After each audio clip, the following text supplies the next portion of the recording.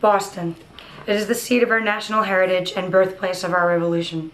From the early days of our nation, Bostonian soldiers have fought and died in what is now City Hall Plaza, have boarded ships from South Boston to engage in 2 world wars, and today quietly touch down at Logan Airport as they return home from serving in the Middle East. Throughout the vibrant past of U.S. citizens who have served, there has been a common thread amongst them that transcends the tides of time. They are universal soldiers, the faceless troopers that head into danger when called to do so. Deployed into harm's way in search of fulfillment, adventure, and a better life at home, their return has not always lived up to such a romantic expectation. While most do return home, they are physically intact but mentally depleted. After leaving their military unit and suddenly alone, many do not have a similar family structure to return to. They return with unspent war zone savings and plenty of places to spend it. This can cause drug and alcohol abuse, ultimately leading to a point where a veteran has nothing left and nowhere to go to. According to the National Coalition for Homeless Veterans, 33% of the male homeless population are veterans, and of that amount, almost 90% are high school graduates who have received an honorable discharge after their service to the United States.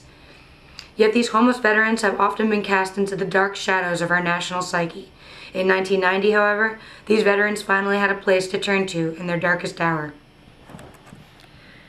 The New England Shelter for Homeless Veterans was founded by a trio of veterans shaken by the number of homeless Vietnam brethren living next to Washington, D.C. war memorials in 1986. They came home to Boston with the conviction that this kind of neglect would not be tolerated in our city. 18 years later, that mission has been a success. Since opening their doors, the shelter has provided aid to more than 12,000 New England area veterans. One such Vietnam-era veteran who has sought refuge here on Court Street is Joe Bell. Hello, my name is Joseph Bell. I'm a substance abuse counselor at the Shelter for Homeless Veterans on Court Street in Boston. And I was once a client here. One day I was sleeping in a van, no heat, wet clothes, got the shakes from alcohol and smoking crack, and my future was very bleak. And I looked and saw like I was in a big hole and couldn't get out. I never thought I could. Then I just happened to get up and run down here to the shelter and swallow my pride and walked in. It was the best thing I ever did in my life. Since then, I've gotten income permanently, got housing, I've been to school for the last 5 years, I've got a future, and I've got a career. And I couldn't ask for anything more. I got so much help from this place. That's why I came back to work here, because it's just fantastic for me. I believe in myself. I've got self-esteem. I can buy my little toys. I can. All the money that I gave to the drug dealer, I can put in my pocket. It's just maybe small things to everyone else, but it's quite a bit to me.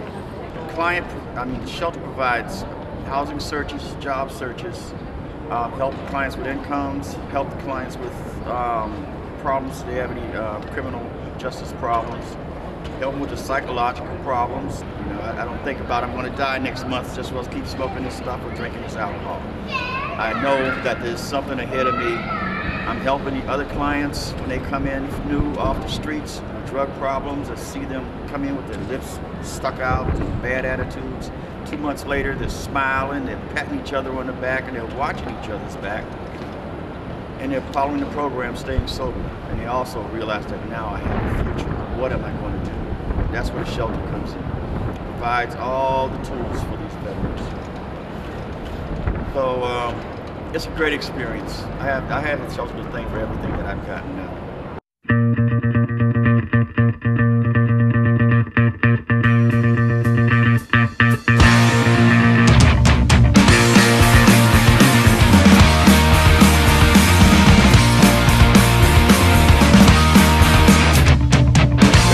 You standing there, dreading stitch the patch. I had to let him go, every thought I had. Yeah, every thought I had. And you had something to say, but you need to find another way. Well, there it is, underneath your skin, a cross stitch. I try to stay true, but everything goes so fast.